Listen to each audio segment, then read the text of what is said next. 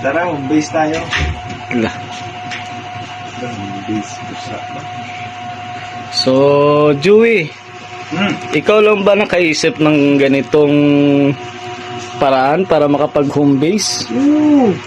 Anong gamit mo na pang net? Bulag ka ba?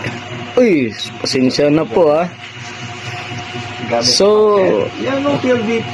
ay PLDT, ito po nakalagay, pasensya na po kayo sa mga tinae ah. Pero yung totoo, ito po yung gamit namin. Ito po oh. Oh, smart. Kita nyo? PLDT smart. Brace mo mo. So yan po si Joey.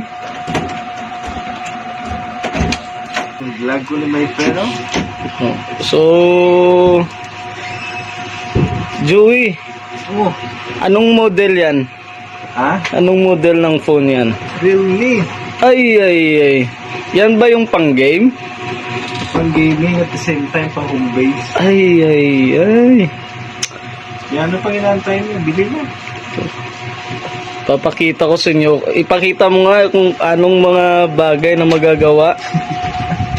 Yan. Uy. Oh, Ayan oh. yan. Anong